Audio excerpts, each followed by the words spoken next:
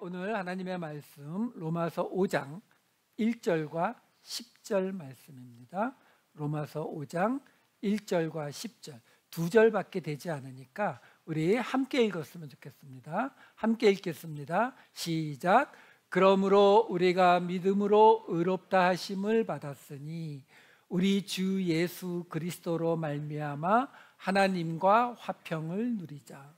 곧 우리가 원수 되었을 때에 그의 아들의 죽으심으로 말미암아 하나님과 화목하게 되었은즉 화목하게 된 자로서는 더욱 그의 살아나심으로 말미암아 구원을 받을 것이니라. 아멘. 지난주에까지 우리가 3번에 걸쳐서 로마서 4장 말씀, 사도 바울이 아브라함을 가지고 왜 아브라함이 유대인들의 조상만이 아닌 믿음의 모든 믿는 자의 조상이 되는지를 사도 바울이 설명을 했었어요. 결국 무슨 이야기예요? 유대인 그리스도인들에게 너희가 아브라함의 자손이라는 걸 가지고 이방인 그리스도인들과 다르다는, 어떤 너희가 더 레벨이 높다, 혜택이 더 있다, 크레딧이 있다라는 생각을 하지 말아라 하는 이야기를 설명한 거거든요. 그리고 나서 그러니까 이제 5장 1절 5장 말씀으로 들어가는 거예요. 오늘은 5장 말씀의 앞부분에 1절과 10절만 볼 겁니다. 나머지 내용은 다음 주에 볼 거예요. 1절 말씀이 이렇게 됩니다. 그러므로 우리가 믿음으로 의롭다 하심을 받았으니 우리 주 예수 그리스도로 말미암아 하나님과 화평을 누리자. 이게요, 하나님과 화평을 누리자라고 나온 이 단어가 에코라는 단어인데 가지다 잡다의 뜻을 갖고 있는 단어거든요. 누리자라고 해도 큰 문제는 없는데 이렇게 번역을 해놓으니까 뉘앙스가 어떤 느낌이 오느냐면은 이제 아브라함처럼 우리도 의롭다 하심을 받았으니까 이제 하나님과 함께 평화를 누리자, 화평을 누리자, 이런 느낌이 와요. 그런데 사실 이 내용은 바로 앞에 있었던 4장 25절과 함께 보시게 되면 강조점이 거기 있는 게 아니에요. 다시 볼게요. 4장 25절부터 예수는 우리가 범죄한 것 때문에 내줌이 되고 또한 우리를 의롭다 하시기 위하여 살아나셨느니라. 우리가 아브라함처럼 의롭다함을 받았는데 우리의 죄 때문에 예수님이 내어져서 죽임을 당하고 우리를 의롭다 하기 위해서 살아나셨다. 이거 지난주에 설명드렸죠. 우리가 의롭게 되어지기 위해서는 예수님의 죽음으로 머물러 있게 되면 우리는 그 예수님의 죽음에 빚진 자가 되기 때문에 하나님과 동등해지지 못하고 하나가 되지 못한다고요. 그래서 예수님이 부활하셔야, 살아나셔야 우리가 온전히 의롭다함을 받을 수 있다, 하나님과 하나가 될 수 있다, 동등해질 수 있다, 그 얘기를 하고 있는 거거든요. 그러니까 문제는 우리가 믿음으로 의롭다 하심을 받았다. 어떻게? 아브라함과 똑같이 믿음으로 의롭다 하심을 받았으니까 문제가 하나 있죠. 아브라함은 하나님이 직접 나타나셔서 아브라함이 하나님을 믿으니 하나님이 그것을 그의 의로 여기시고 하나님이 직접 의롭다고 해주셨다고요. 근데 우리는 그게 아니잖아요. 하나님이 직접 나타나신 게 아니니까 예수 그리스도로 말미암아, 그렇죠? 믿음으로 말미암아 의롭다 하심을 받았다라는 거죠. 그러니까 이제 어떻게 하자고요? 그리스도로 말미암아 하나님과 화평을 갖자. 가지다의 뜻이에요. 그러니까 무슨 말이냐면 여러분, 여기 지금 이 화평이라고 번역이 된 이 에이레네라고 하는 헬라어 단어는 말 그대로 화평, 평화, 평안, 안정, 이런 뜻이에요. 근데 이 단어가 구약 성경에, 항상 이 중요 단어들은 대부분 구약 성경에 나오는 걸 근거로 한다고요.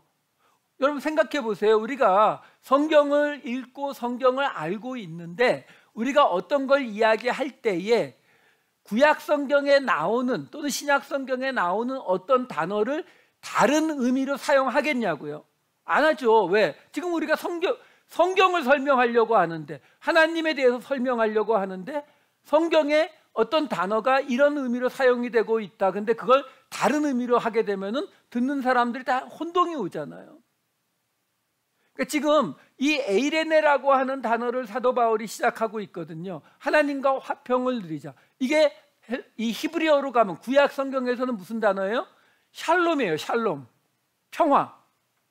문제는 구약 성경, 히브리 성경에 이 샬롬이라고 하는 단어가 200번이 넘게 나와요. 그 중에 거의 대부분 90% 가까이가 다 어떤 의미로 사용이 돼요? 전쟁이 끝난 평화, 다툼이 끝난 평화예요.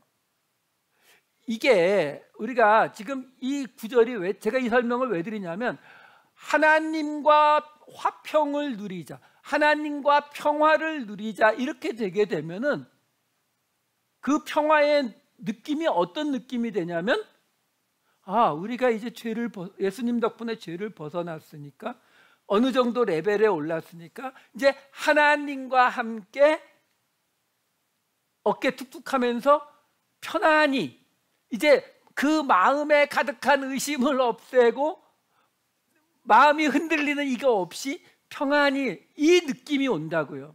하지만 구약 성경에서 샬롬이라는 단어는 거의 대부분이 더 이상 전쟁이 없는, 더 이상 싸움이 없는 실제적인, 이게 우리하고 왜 다르냐면, 우리는 농사 짓는 사람들이잖아요. 우리 역사는.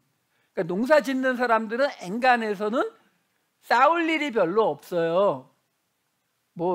일본이 쳐들어온다든가 중국이 쳐들어오는 거는 몇백 년에 한 번씩 있는 일이고, 각자 자기 지역에서 농사 짓는 사람들은 싸울 일이 별로 없다고요.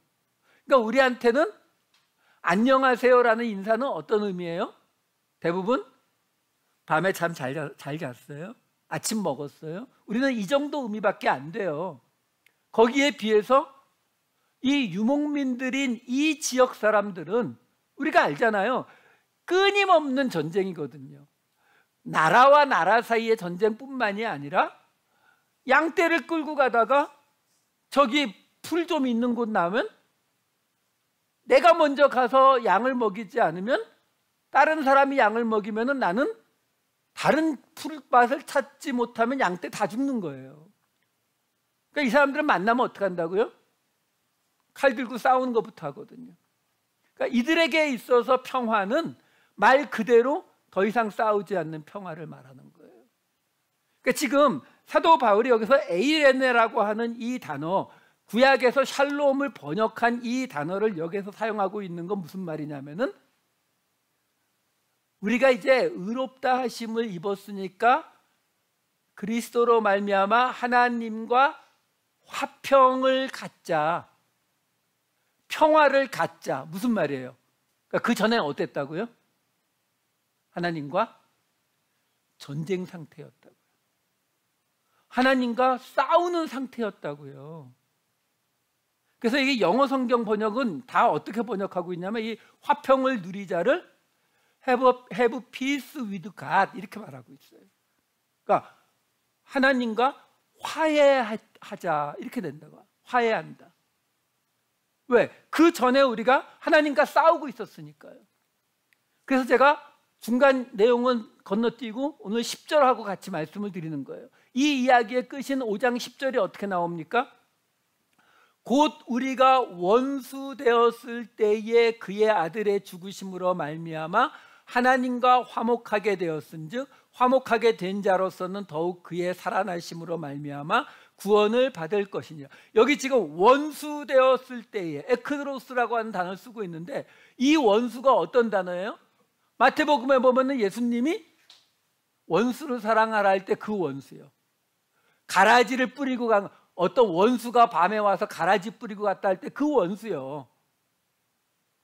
근데 지금 5장 10절에 뭐라고요? 우리가 원수 되었을 때에 누구하고요? 하나님하고요. 하나님의 원수가 우리예요. 우리.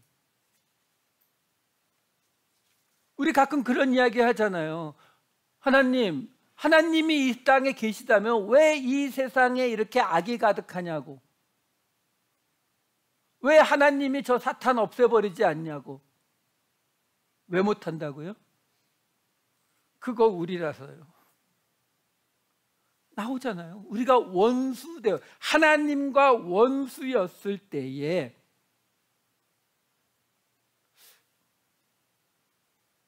말씀에 나오니까는 그런가 보다 하면서도 좀 기분은 좀 그렇죠.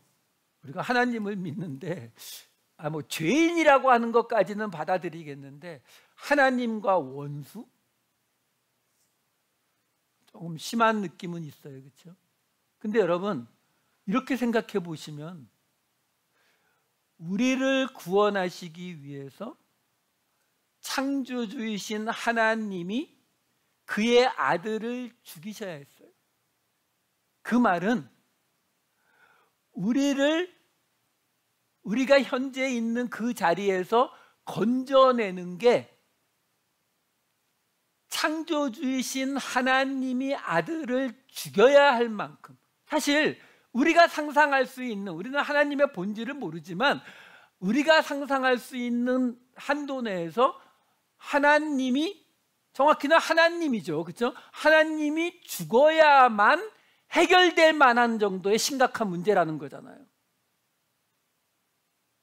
그러니까 우리가 하나님의 원수다, 이게 먼저 깨달아지셔야 돼요. 이게 우리가 참 안 와닿는 이유가 뭐냐면 우리가 가진 이 죄라고 하는 개념이 우리 이 로마서를 빌리면 양심, 사회의 공통 인식에 기반하고 있기 때문에 그래요. 이 세상에서, 세상의 법에서 죄라고 부르는 뭐 살인, 강도, 도둑 뭐 이런 것들 많이 있잖아요. 뉴스에 나오는 거. 우리 중 대부분은 그런 죄를 지은 적이 없어요. 아마 앞으로도 거의 확률이 없다고요.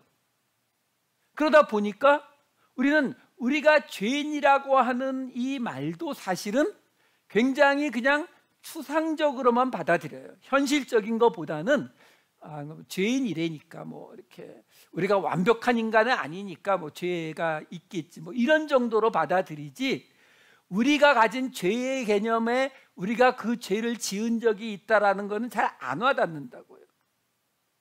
그러다 보니까 죄인이라고 하는 것도 현실적으로 와닿지 않는 판에 하나님의 원수, 이거는 영 안 받아들여지는 거거든요. 근데 그걸 받아들이실 수 있어야 돼요. 무슨 말이냐면 여러분, 사실요, 우리 대부분은 그냥 평범하게 아침에 일어나서 직장을 나가고 비즈니스를 하고 저녁에 퇴근해서 가족들과 밥을 먹고 잠자고 이 평범한 삶을 살아가잖아요. 그렇죠?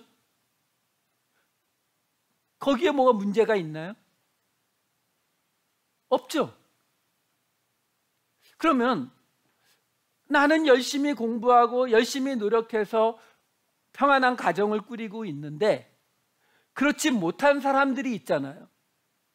어쩌면 남들이 노력할 때 노력하지 않았든지, 남들이 공부할 때 공부하지 않았든지, 아니면 운이 없어서 건강이 따라오지 않아서 기회를 잡지 못해서 그런 평안한 가정을 이루지 못한 사람들이 있잖아요. 그러면 우리가 그 사람들에 대해서 어떤 책임을 느껴야 되나요? 뭐 도덕적인 책임, 내가 예수 믿는 사람인데 바깥에 저렇게 힘든 사람이 있는데 그렇다고 다 도와줄 수 있는 능력은 안 되고, 그런 도덕적인 책임은 느낄 수 있을지 모르지만 그게 우리의 죄라고 생각이 되세요? 안 되죠, 잘.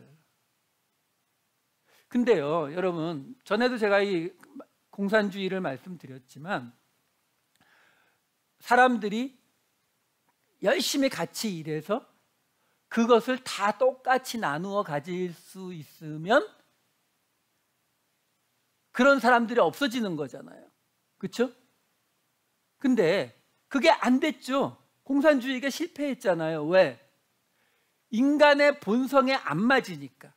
지금 우리가 하고 있는 이 자본주의가 인간의 본성에 맞죠. 열심히 일한 사람은 더 많은 혜택을 받고 그렇지 않은 사람은 덜 받고. 근데 여러분, 성경이 말하는 건 우리의 본성에 맞는 게 성경이 말하는 건가요? 아니잖아요. 그렇죠?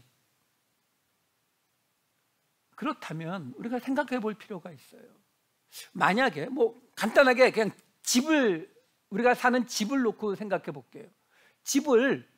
돈이 많은 사람은 큰 집에 바닷가에 멋있는 집을 짓고 살지만 돈이 없는 사람은 작은 아파트에 살잖아요. 그렇죠? 근데 그렇지 않고 모든 사람에게 똑같은 아파트를 주면,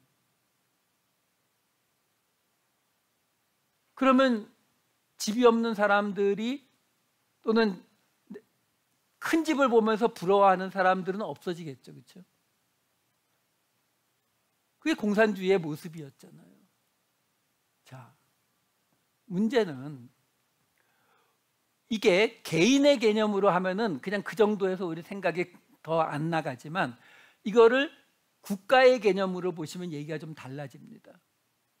무슨 말이냐면, 개인은 더 열심히 일했거나 운이 좋았거나 기회를 잘 잡았거나 해서 더 넉넉하게 사는 사람이 있고, 그렇지 못한 사람이 있는데, 넉넉한 사람이라고 해서 그렇지 못한 사람에 대해서 죄의식을 느껴야 할 것 같지는 않잖아요.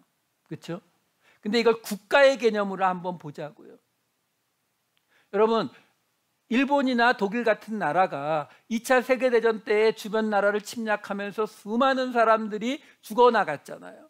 그러면 그 당시 그 나라의 일반 백성들, 일반 국민들이 우리를 위해서 다른 옆에 나라를 침략해서 그들을 죽여서라도 우리의 이익을 취하자라고 생각했을까요?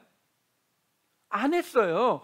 대부분의 그 사람들은 우리와 똑같이 그냥 아침에 일어나서 직장 나가서 일하고 저녁에 집에 들어와서 가족들과 평안한 시간을 보내는 걸 원했다고요. 하지만 따져보면 다른 나라를 침략함으로써 받은 이익을 그 나라 국민들이 나누어 가진 게 맞죠. 이게 한나 아렌트가 말한 악의 평범성이에요. 유대인 600만 명을 죽인 인류 역사상 최대의 범죄라고 불리우는 일을 했는데, 이 한나 아렌트가 그 사람들을 인터뷰하고 나서 쓴 책에 뭐라고 했어요? 우리하고 똑같은 평범한 사람들이더라, 이 말이었어요. 악의 평범성. 이 말에 그 당시 서구 사회가 다 뒤집어졌어요. 충격을 받았습니다.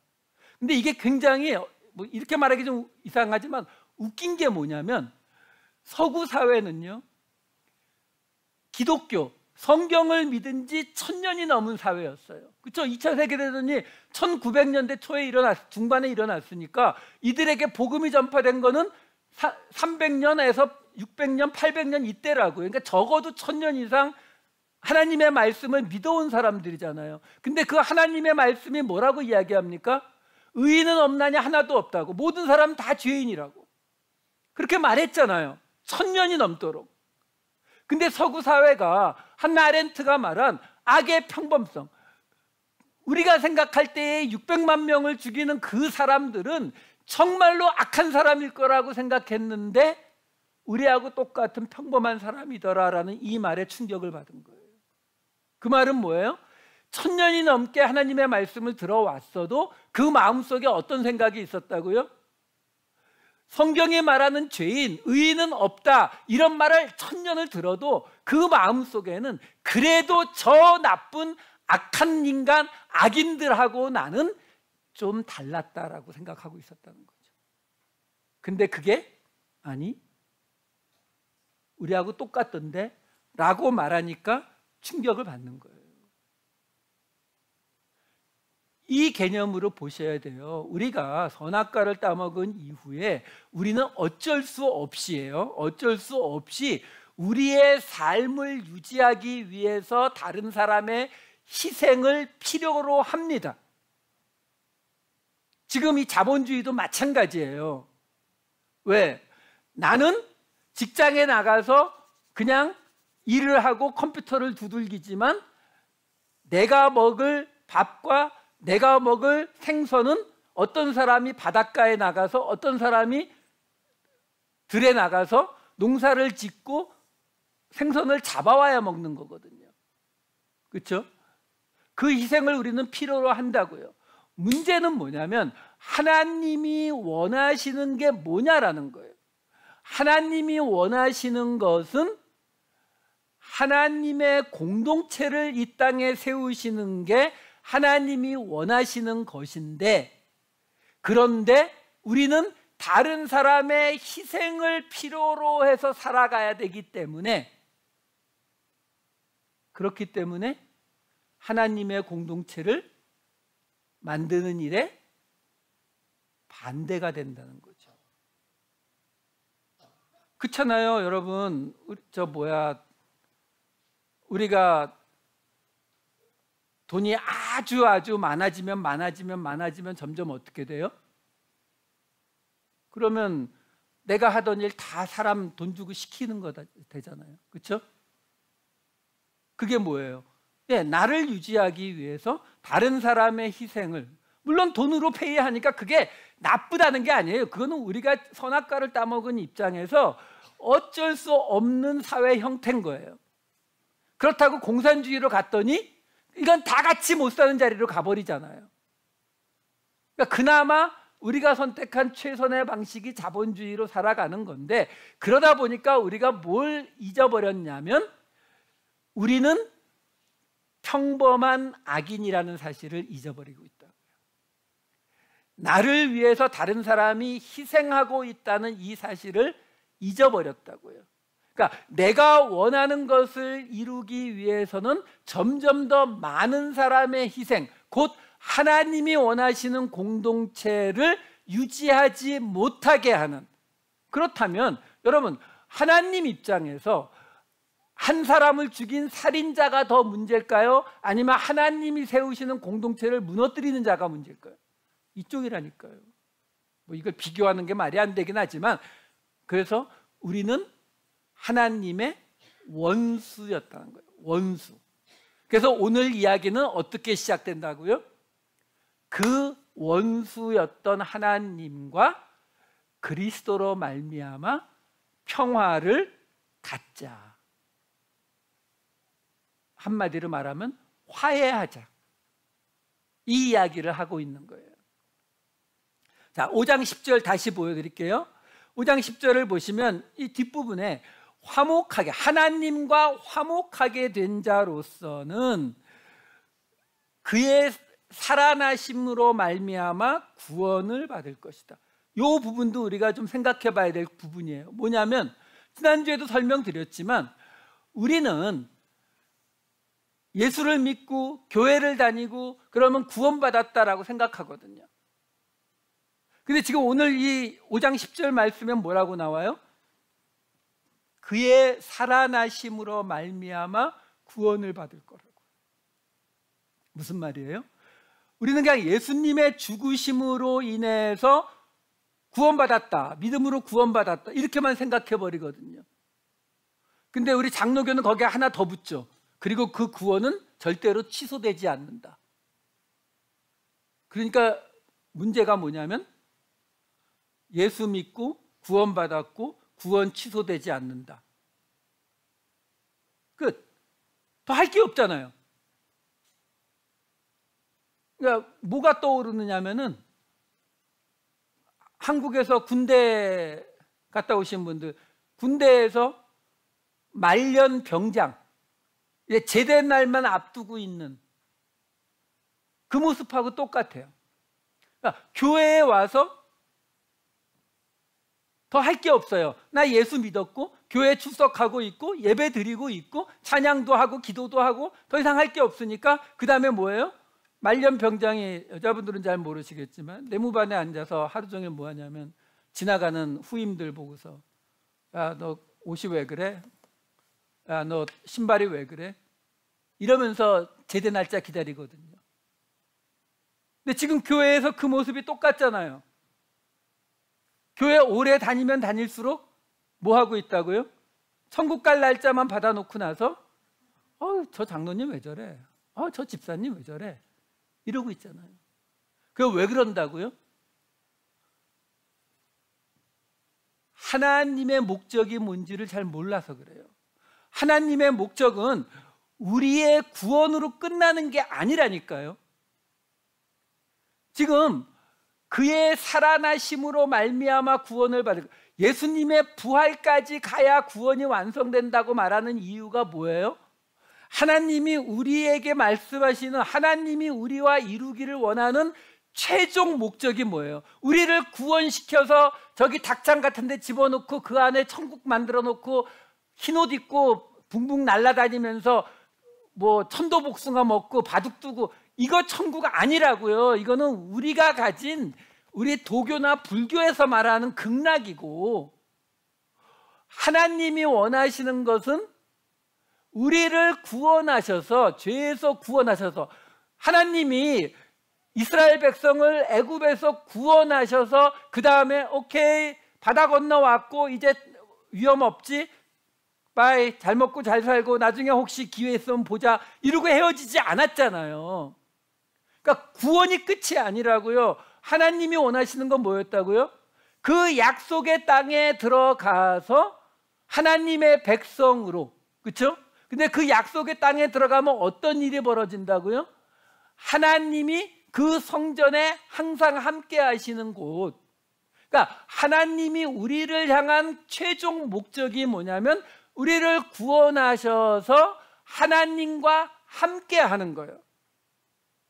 우리가 하나님과 하나가 되는 거예요. 그 하나가 돼야 되기 때문에 동등해져야 되고, 동등해져야 되기 때문에 우리를 위해서 예수님이 죽은 걸로 끝나면 안 되고 다시 살아나셔야 가능해진다고 말씀을 드렸잖아요. 그러니까 그 하나님과 하나가 된다는 말이 뭐라고요?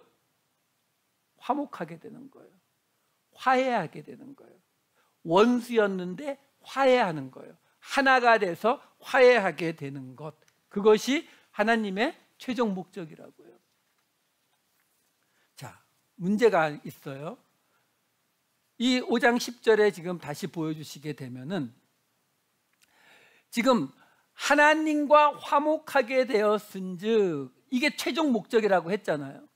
근데 여기 화목하다라고 번역이 된 이 카탈라소라고 하는 이 헬라어 단어는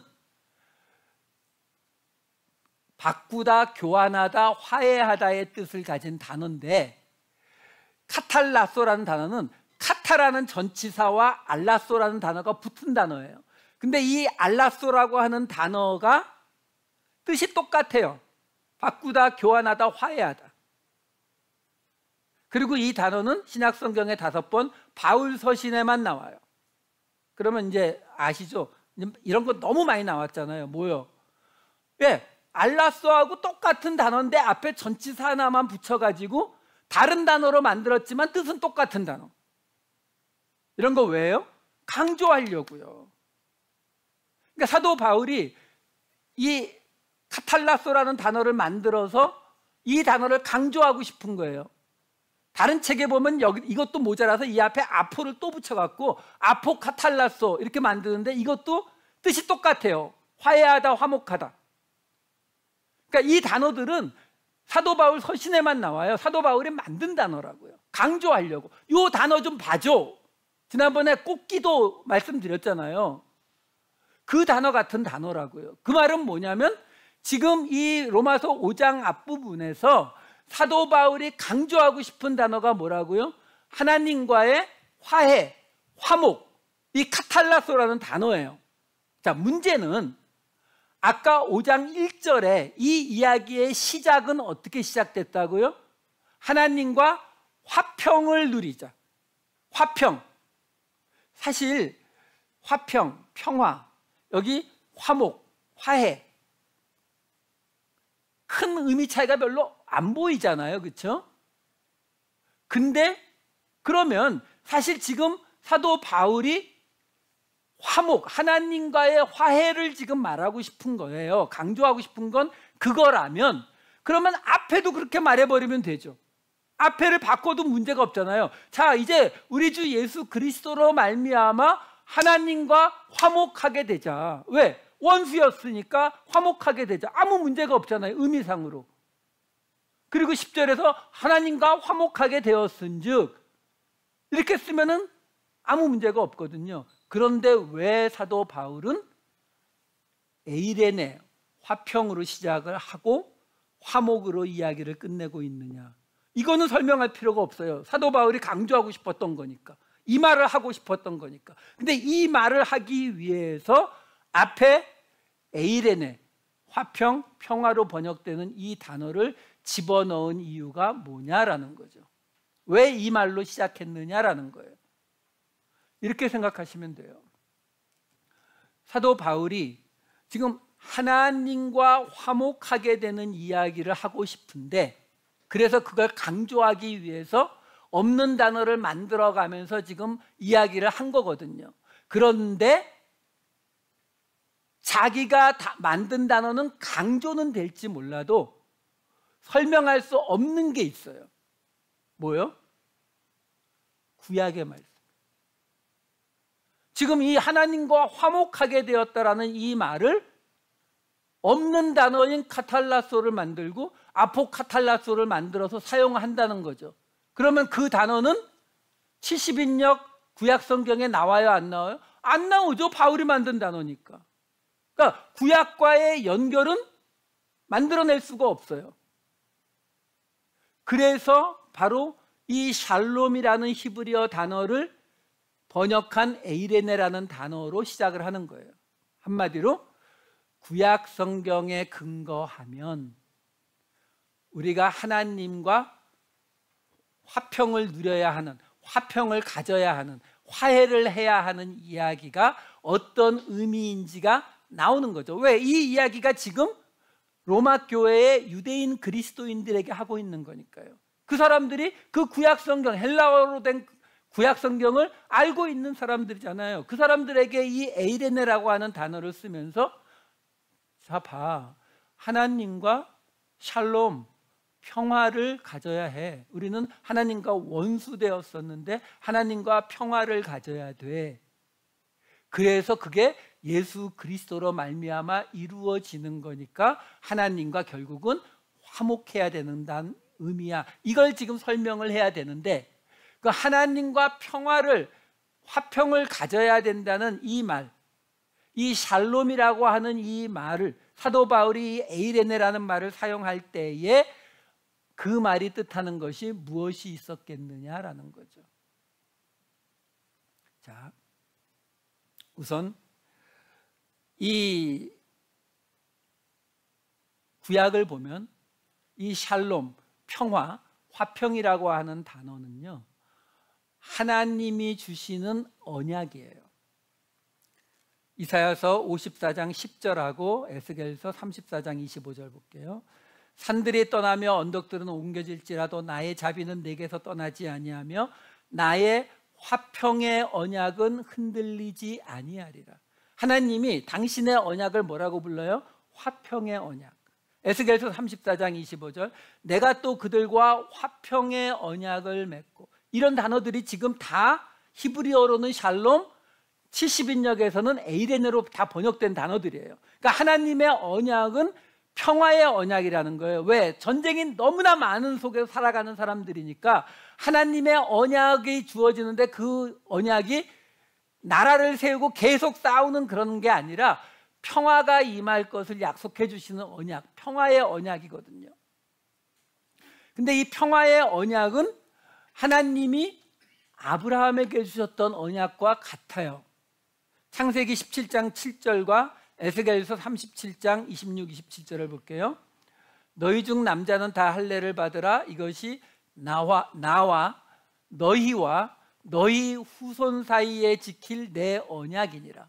이게 아브라함에게 주신, 그리고 그 후손에게 이어질 언약이에요. 그런데 에스겔서 37장 26, 27절 보시면 내가 그들과 화평의 언약을 세워서 영원한 언약이 되게 하고, 27절 내 처소가 그들 가운데 있을 것이며 나는 그들의 하나님이 되고 그들은 내 백성이 되리라. 그러니까 지금 하나님이 아브라함에게 주신 그 할례의 언약, 지금 이 창세기 17장 7절인데 이게 지금 그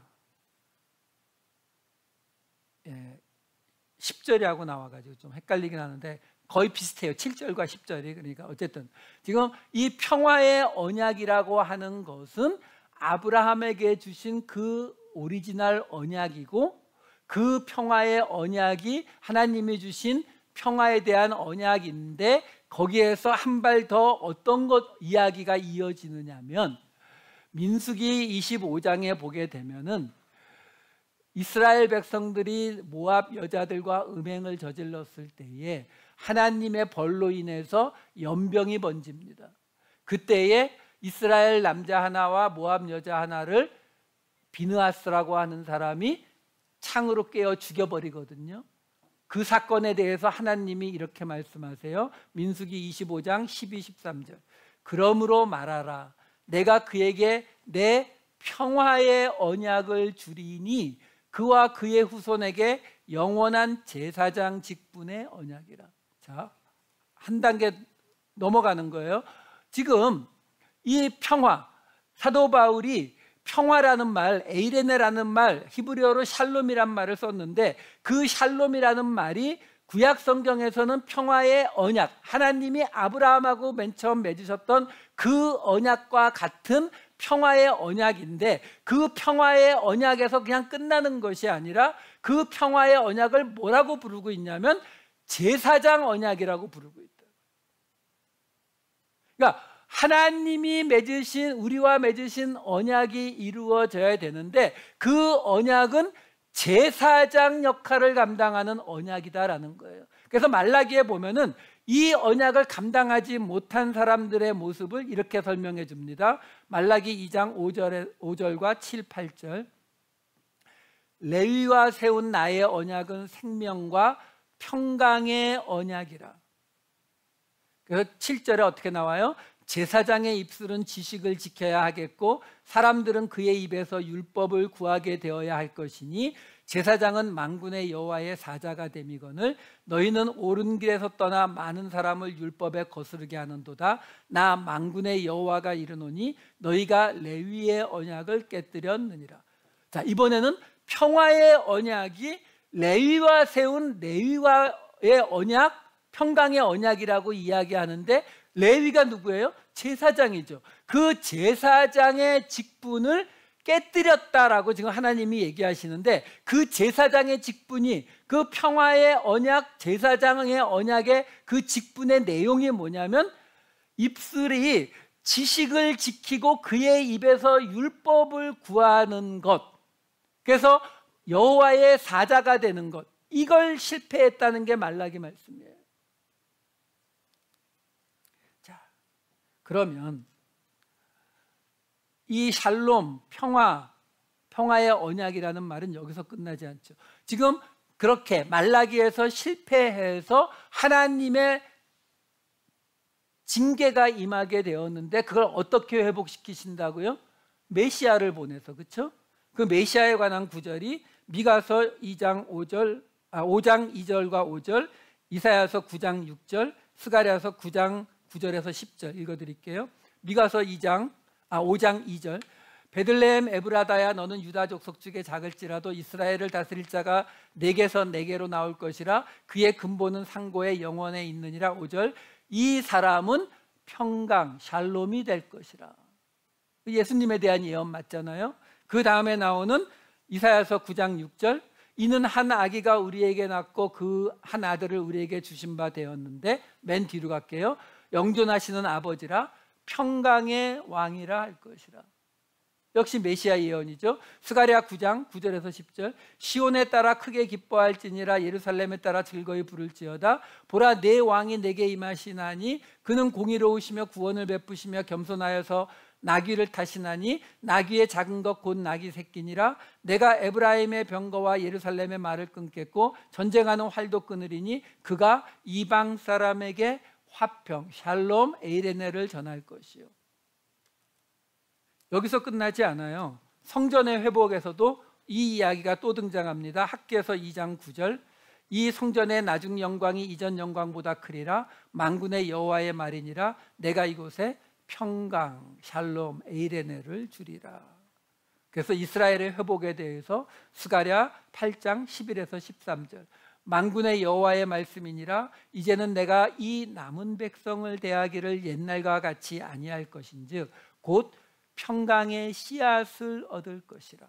포도나무가 열매를 맺으며 땅이 산물을 내며 하늘은 이슬을 내리리니 내가 이 남은 백성으로 이 모든 것을 누리게 하리라. 유다 족속아, 이스라엘 족속아, 너희가 이방인 가운데에서 저주가 되었었으나 이제는 내가 너희를 구원하여 너희가 복이 되게 하리니 두려워하지 말지니라. 손을 견고히 할지니라. 이스라엘이 회복되면 이스라엘이 어떻게 된다고요? 유다 족속과 이스라엘 족속이 어떻게 된다고요? 너희가 복이 될지라. 돌아왔죠. 창세기 12장 2절 말씀. 너로 큰 민족을 이루고 내게 복을 주어 내 이름을 창대하게 하리니 너는 복이 될지라. 결국 지금 사도 바울이 구약 성경에 200번 넘게 나오는 이 에이레네라고 하는 단어, 헬라어 70인역이요. 그 단어로 시작을 하면서 뭘 노린 거예요?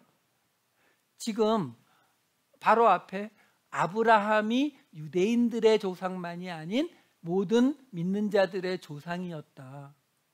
그렇게 예수 그리스도로 말미암아 너희가 아브라함처럼 의롭다함을 입었으니까 이제 원수되었던 하나님과 화평, 평화를 가져라.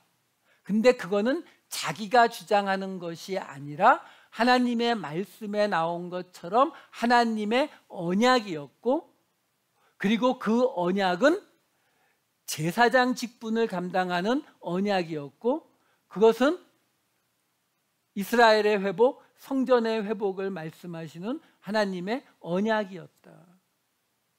그러니까 너희가 이제 예수 그리스도로 말미암아 아브라함의 자리로 돌아간 거잖아요.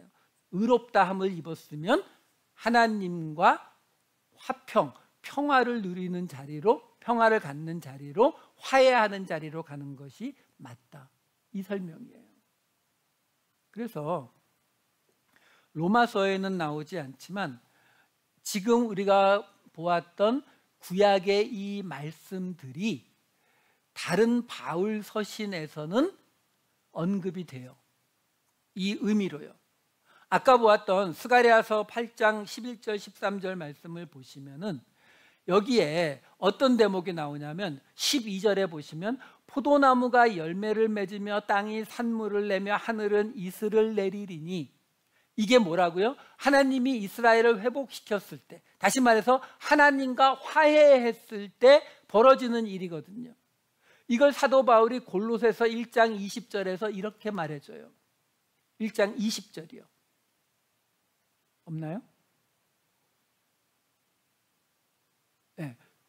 골로새서 1장 20절에 보시면 그의 십자가의 피로 화평을 이루사 만물 곧 땅에 있는 것들이나 하늘에 있는 것들이 그로 말미암아 자기와 화목하게 되기를 기뻐하십니다. 여기서도 지금 보시면은 십자가의 피로 화평, 에이레네를 이루사, 그러니까 예수님이 이루신 게 뭐라고요? 구약에 예언된 샬롬의 언약.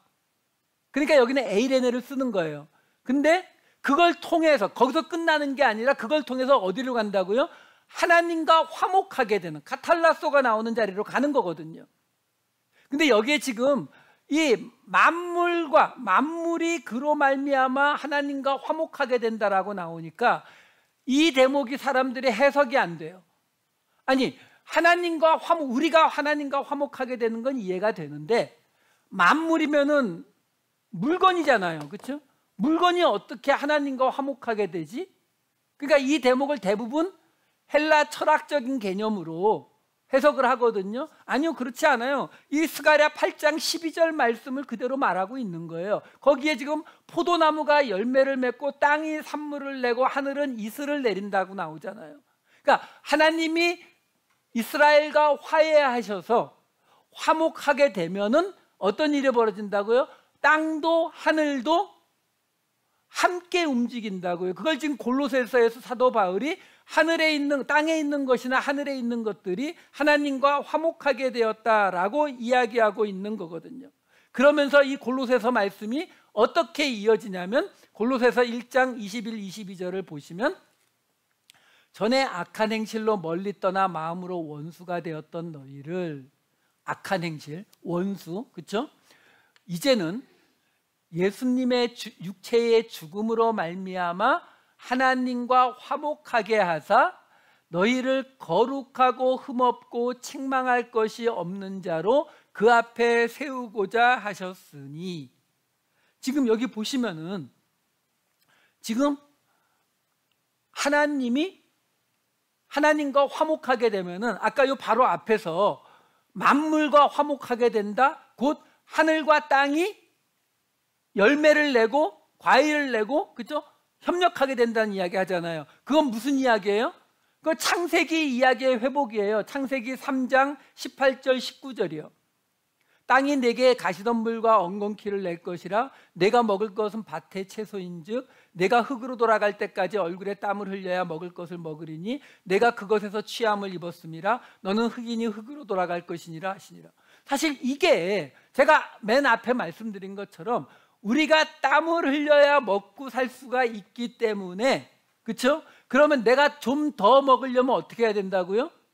내가 이만한 땅에서 농사지어서 우리 가족 겨우 먹고 살았는데 더 배불리 먹으려면 어떻게 해야 돼요? 더 넓은 땅을 경작해야 되잖아요. 왜? 땀을 흘리지 않으면 안 되니까. 그럼 땀을 흘려야 되는데 땅을 더 넓게 했더니 더 힘들잖아요. 배는 불러지는데, 그렇죠? 그러면 그 다음 단계가 어떻게 해야 돼요? 땅을 더 늘리고 일꾼을 데려다 시켜야죠. 노예가 생기는 거예요. 이게 제가 아까 말씀드린 것처럼 우리가 그냥 평범하게 살아가는 그 삶조차도 다른 사람들의 희생이 없이는 존재하지 않는, 우리는 평범한 악인이라는 말의 의미예요. 이게 여기서 온 이야기거든요. 근데 하나님과 화목하게 되면, 아까 나왔던 그 스가랴서 말씀처럼 하나님과 화목하게 되면 하늘과 땅이, 포도나무가 우리를 도와주기 때문에, 한마디로 말하면 종을, 다른 사람의 희생을 가져오지 않고도 우리가 배불리 먹을 수 있게 된다, 이 말을 설명해 주는 거예요. 그게 하나님과 화목하게 되는 모습이다라고 지금 설명하는 거예요. 그리고서 이어지는 아까 나왔던 그 골로새서 1장 21, 22절 다시 보여주세요. 여기에 보면은 그래서 하나님과 그의 육체의 죽음으로 화목하게 하사 우리를 어떻게 한다고요? 거룩하고 흠없고 책망할 것이 없는 자로, 우리를 거룩하고 흠없고 책망할 것이 없는 자로 만드신대요. 이게 누구예요? 신선이요, 신선. 그렇잖아요. 거룩하고 흠없고 책망할 것이 없는 자. 이게 하나님 기준이란 말이에요. 이거 되는 사람이 있어요? 근데 그렇게 만드신다는 거예요. 왜? 신선 만들어 주시려고요? 도사 만들어 주시려고요? 아니요. 말씀드렸잖아요. 하나님의 최종 목적이 뭐라고요? 우리가 하나님과 하나가 되는 거예요. 예수님이, 성령님이, 우리는 하나님이라고 믿잖아요. 삼위일체 하나님이라고 믿잖아요. 그 말은 뭐예요? 세 분이 누가 제일 높아요? 성부, 성자, 성령이요? 그러면 삼위일체 안 맞는 거예요. 삼위일체는 동등한 거죠. 동등하니까 하나가 될 수 있는 거예요. 우리가 하나님과 하나가 되려면 어떻게 우리가 바뀌어야 된다고요? 거룩하고 흠없고 책망할 것이 없는 자가 되어야 되거든요. 근데 우리가 못하니까 하나님이 그렇게 만드시겠다. 그러니까 우리가 하나님과 화해하게 되는 것, 화목하게 되는 것을 지금 사도 바울이 설명하려고 하는데, 그 화해하게 되는, 화목하게 되는 모습이 뭐라고요? 거룩하고 흠없고 책망할 것이 없는 자가 되는 것, 그걸로, 그 모습으로 세워지는 것이라고 말하는 거예요. 그 이야기를 골로새서 1장 23, 25절에 이렇게 말해요. 만일 너희가 믿음에 거하고 터 위에 굳게 서서 너희 들은 바 복음의 소망에서 흔들리지 아니하면 그리하리라. 이 복음은 천하 만민에게 전파된 바요 나 바울은 이 복음의 일꾼이 되었노라. 내가 교회의 일꾼 된 것은 하나님이 너희를 위하여 내게 주신 직분을 따라 하나님의 말씀을 이루려 함이니라. 자, 이 골로새서 말씀에서도 사도 바울이 하나님과 화목하게 되는 걸 설명하고 나서 무슨 이야기로 넘어가요?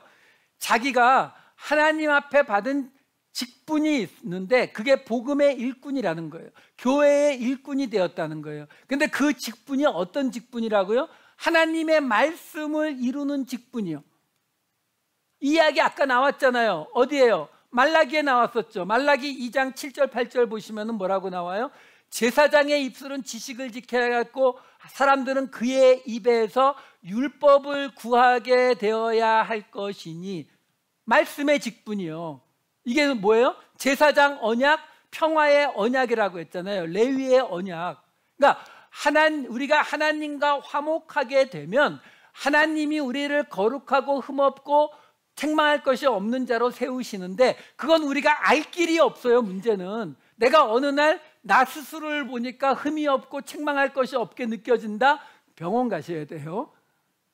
그렇게 우린 모른다고요. 근데 우리가 지금 다른 길이 하나 있는 게 뭐냐면 그 화목하게 된 자는 사도 바울처럼 하나님의 말씀을 맡은 일꾼으로 제사장 직분으로 세워진다는 거예요. 그래서 그의 입에서 나오는 하나님의 말씀을 가지고 어떻게 하냐면 고린도후서 5장 18절에서 20절에 이렇게 나와요. 모든 것이 하나님께로서 났으며 그가 그리스도로 말미암아 우리를 자기와 화목하게 하시고 또 우리에게 화목하게 하는 직분을 주셨으니. 이게 사도 바울의 직분이었고 이게 레위의 직분이었고 이게 평화의 직분이었고 언약의 직분이었고 제사장의 직분이에요. 곧 하나님께서 그리스도 안에 계시사 세상을 자기와 화목하게 하시며 그들의 죄를 그들에게 돌리지 아니하시고 책망할 것이 없고 흠이 없게 하시고 화목하게 하는 말씀을 우리에게 부탁하셨느니라. 그러므로 우리가 그리스도를 대신하여 사신이 되어 하나님이 우리를 통하여 너희를 권면하시는 것 같이 그리스도를 대신하여 간청하노니 너희는 하나님과 화목하라. 하나님과 화목하게 되면 제사장 직분을 맡는 것이고 그 제사장 직분은 우리에게 세상이 화목하게 되도록, 지금 사도 바울이 이 고린도 교회에 말하고 있는 것처럼 자기가 하나님과 화목해서 그 직분을 받아서 너희에게 화목하라고 이야기하고 있으니까 너희도 똑같이 이 직분을 이어받아서 세상으로 하여금 화목하라는 이 말씀을 너희는 전해서 그들로 결국 세상과 화목함을 통해서 어디로 간다고요? 하나님과 화목하는 자리로 가도록 하라. 이 말을 지금 설명하고 있는 거예요.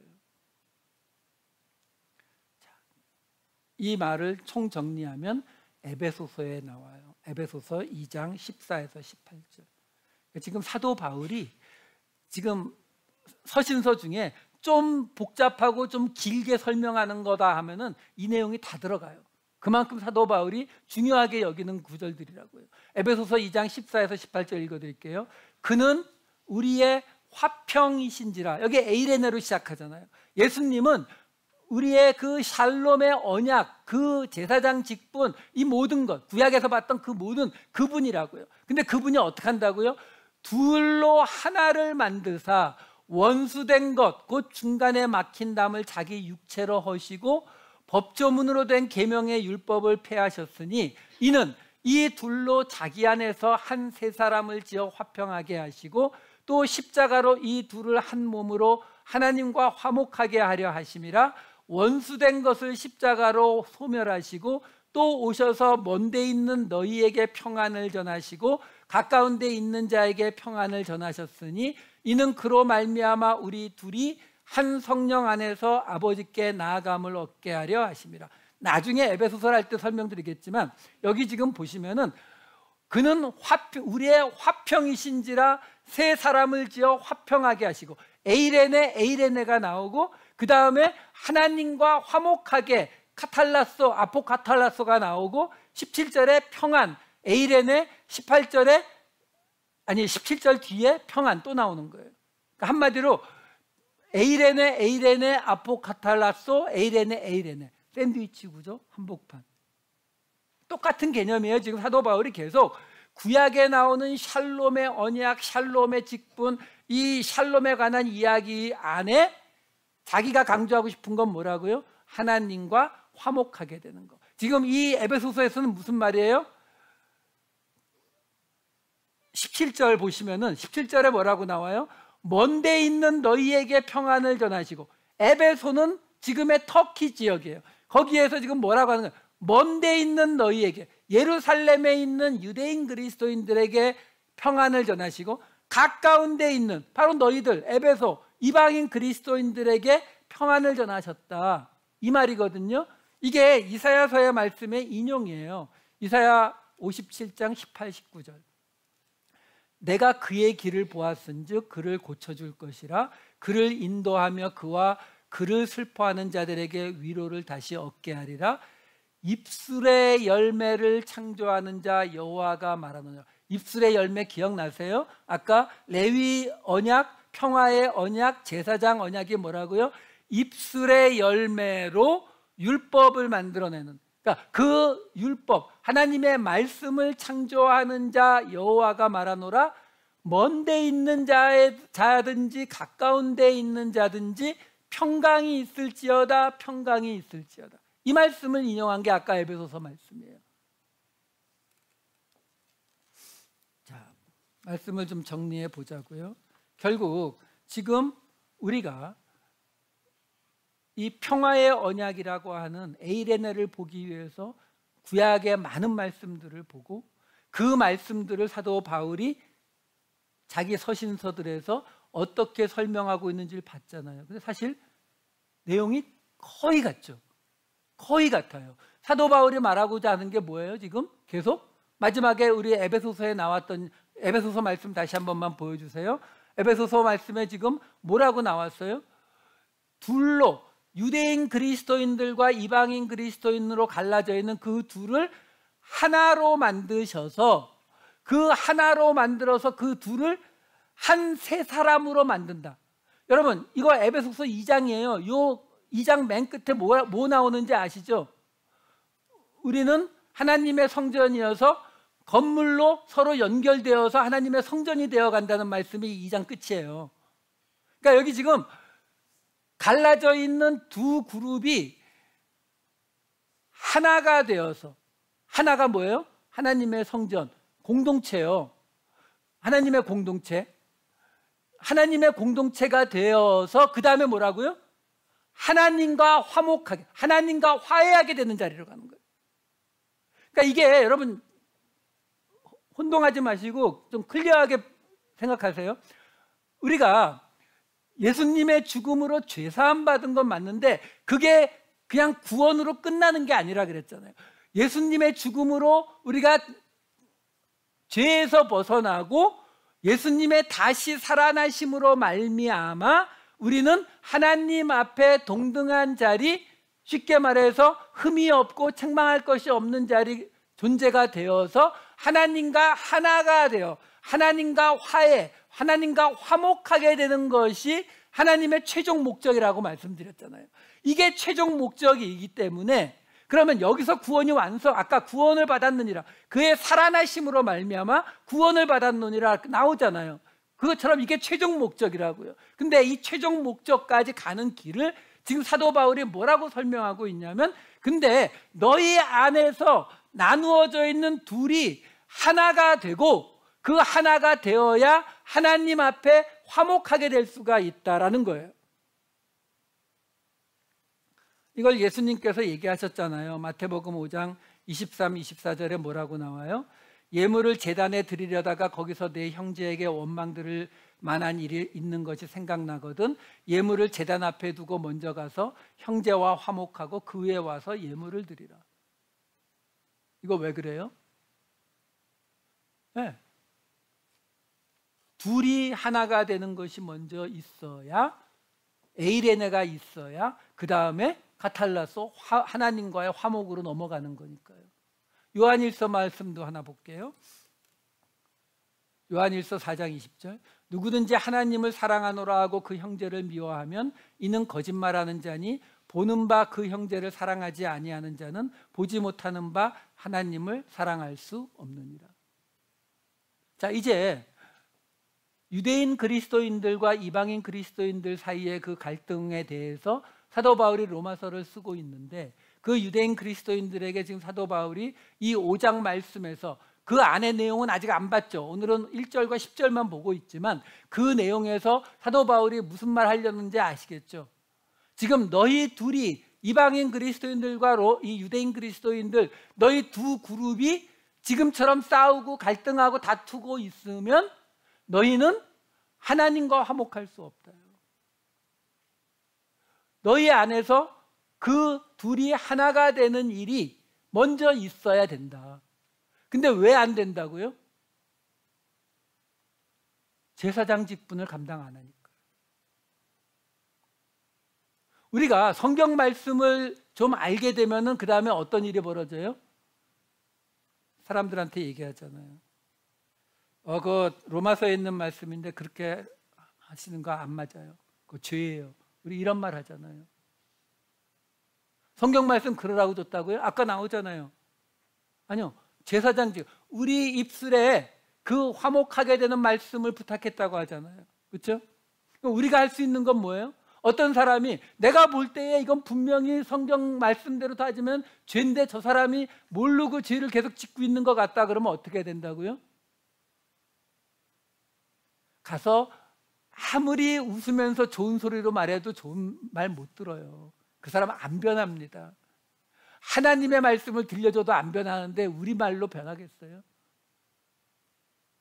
우리에게 주어진 거는 교사의 직분이 아니에요. 우리에게 주어진 건 제사장 직분이에요.